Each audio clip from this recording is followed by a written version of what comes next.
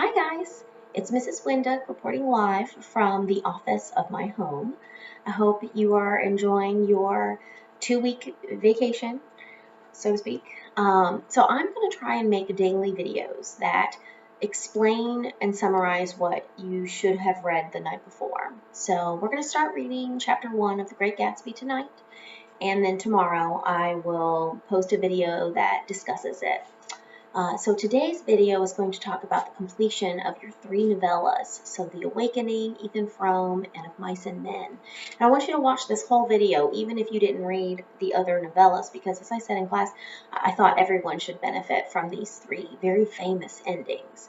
So we'll start with The Awakening. Edna, you may remember her. She's been back in New Orleans for a while. Her husband is in New York. Her kids are with grandma, and Robert has moved to Mexico. And so she's feeling kind of alone and not despondent, but just bored. And so she starts going to the horse races, and she's a pretty astute gambler. She makes some money. But there she encounters, and I might mispronounce his name, but Alce Arabin. And he is a ladies' man. He is Joey Tribbiani. So he really puts the moves on hard, and to sort of jump ahead in the book, they end up having a physical, sexual love affair. He really awakens in her that fire, but it's purely physical, and all she thinks about is what would he think? And he refers to Robert, not Leonce. So while that's going on, Robert returns home from Mexico. And I want to say this is in about February. He and Edna encounter each other just by chance at Mademoiselle Rie's home. And she's like, "What are you doing back?" And he's been back for a couple of days and didn't tell her. Long story short, she confesses to him that she loves him, and he says, "Well, that's what I've been fighting against since this summer." And so they really sort of love each other. But Robert tells her that he couldn't make any moves because she belonged to Leonce, and maybe Leonce would set her free. And that, I think, puts Edna off a little bit. She's not anybody's property, and she doesn't want to belong to Robert any more than she belonged to Leonce. She is her own woman. But their conversation, which happens in a couple of places, but their most recent conversation in her home is cut short when we find out Adele, her friend, is in labor. So she leaves Robert. He begs her not to go, and they did have some passionate kissing, but she leaves him and ends up going to the birth of Adele's child. And in the middle of that sort of climactic scene, Adele implores Edna, "Think of the children, Edna." So she must sense some infidelity going on. And earlier there had been a birthday party that Edna had thrown for herself, and she has just turned 29, and so she's really sort of coming into her own. She also moved to a new house. She moved out of her home with Leonce into what's called the pigeon house, just another bird cage for Edna. And Leonce was a little upset by that, but the way he blew it off was that, "I'll just say we're renovating the New Orleans house." He always has to have a cover.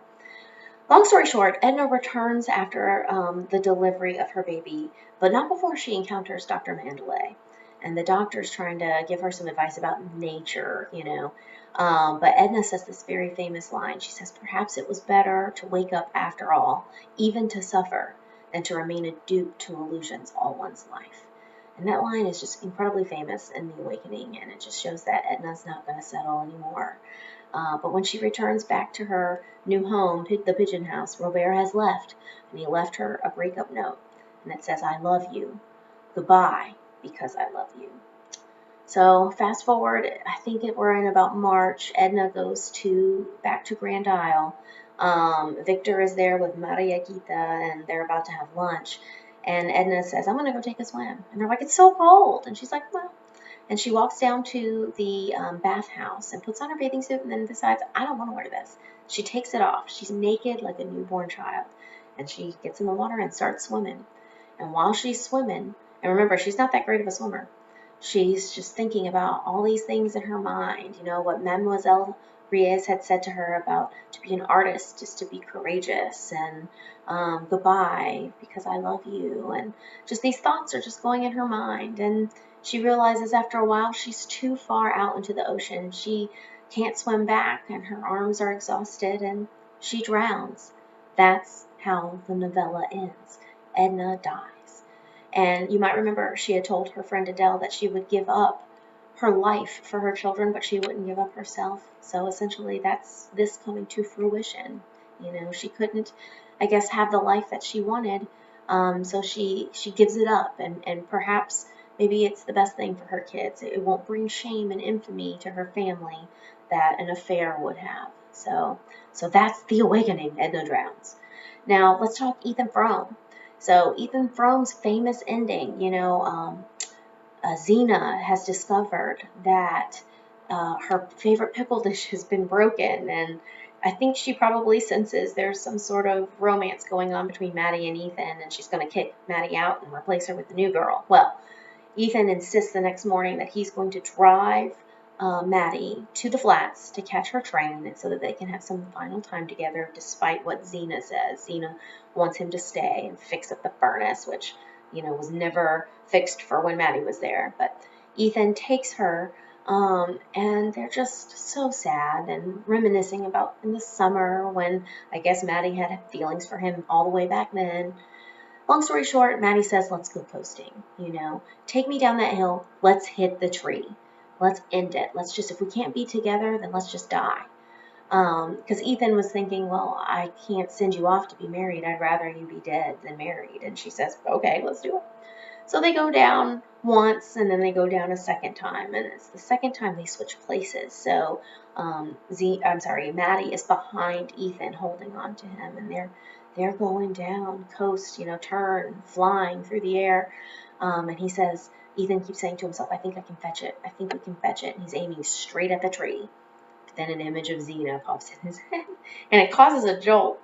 And they do hit the tree, but not with the same impact that they needed to kill themselves. And so it's a failed Romeo and Juliet, if you will.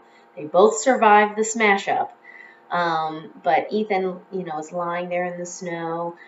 He can hear the horse crying for food, and he realizes Maddie is a sort of limp on top of him, but she's not dead. And we fast forward again in the epilogue to 24 years back to the present, where the narrator has walked into the kitchen and he sees gray-haired, bony Xena making dinner. Everything is just completely impoverished. They're poor as can be. Chairs, everything dilapidated, plates, in terrible condition. And then there's Maddie, tiny, gray-haired, frail Maddie. She, I think, has essentially become a paraplegic since that accident. And the irony is Xena's had to take care of both of them. So Xena wasn't so sick after all that she couldn't take care of Maddie. And Ethan has been injured too. He's got the gash on his head, but not injured to the point where he can't be mobile. And it's just really sad. I think it's Mrs. Hale that tells the narrator she doesn't see any difference between the Hales in the grave, or I'm sorry, the Fromes in the grave and the Fromes that live on that farm. And that's how it ends. Just really realistic and disappointing and depressing. But essentially, that's realism for you. Edith Wharton's just telling it like it is. These poor, loveless farmers, and Maddie's just become a really terrible person after the accident. So the new girl never came. And then finally, Of Mice and Men. So Of Mice and Men ended quite tragically, as you hopefully know.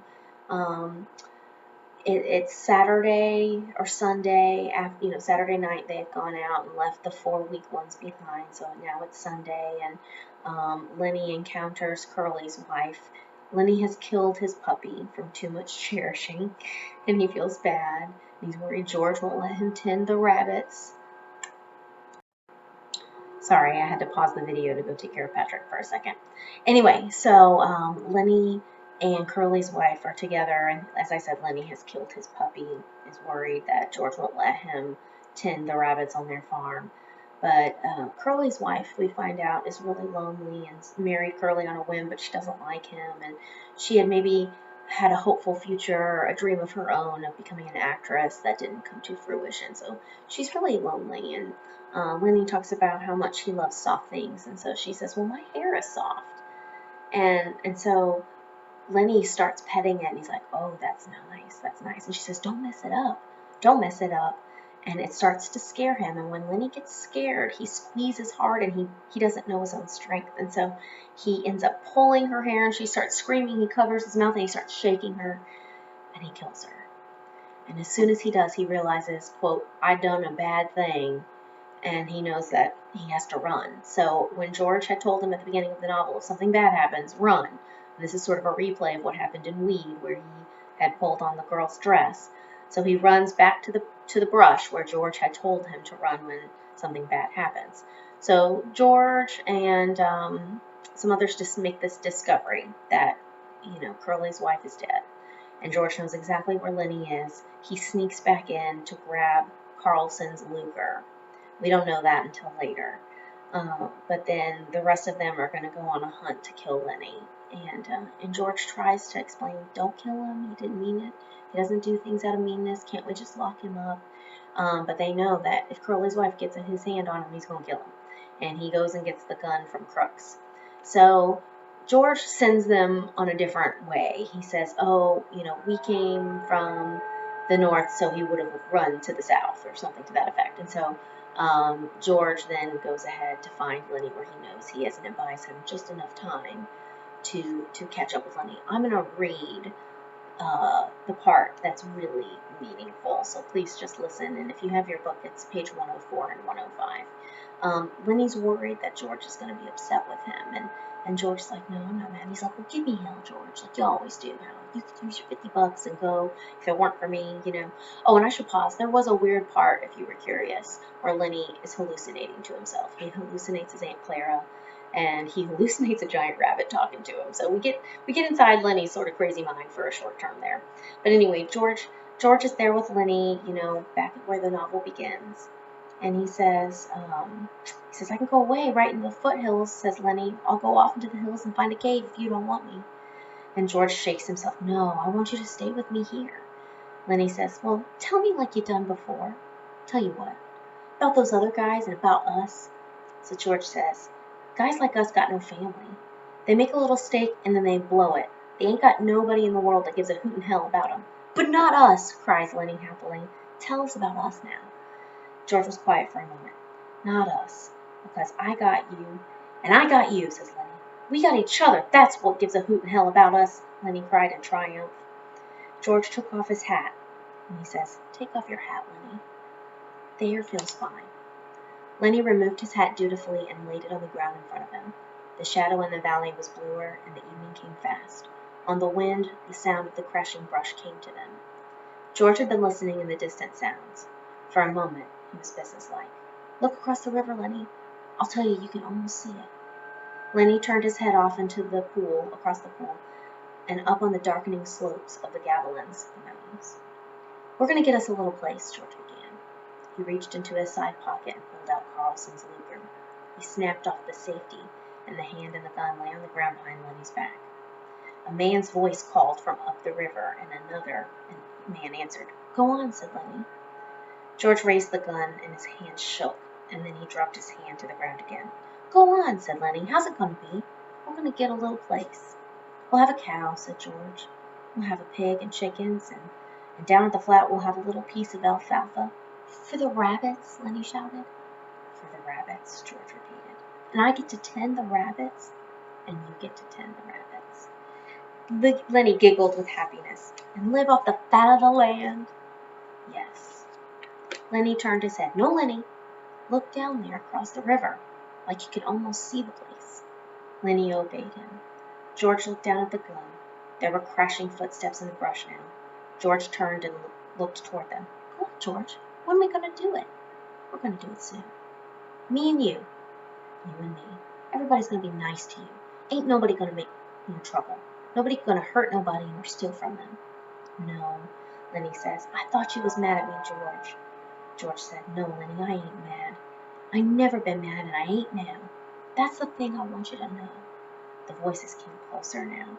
George raised the gun and listened to the voices. Lenny begged, let's do it now. Let's get that place now. Sure, right now. I got him.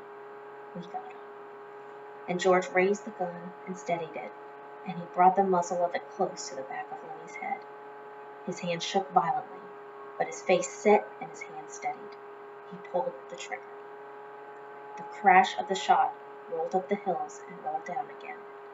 Lenny jarred, then settled slowly forward to the sand, and he lay without quivering. So George had to kill Lenny. And it goes back to when they killed Candy's dog, and Candy thought to himself, I should have done it myself. George ended up killing Lenny. He did it himself, and it was really a blow of mercy, a merciful kill. They were going to kill him anyway for what he had done to Curly's wife. But it's just so sad. And, the dream is over. They're not going to live off the fat of the land. They're really no different than any other migrant worker. So those are the summaries of the 3 novellas. I hope you enjoyed them. Remember, the movie trailers are extra credit if you're able to complete them. But go ahead and read chapter 1 of The Great Gatsby tonight. I posted a link to a bio about F. Scott Fitzgerald if you're interested. And thanks for watching. Bye.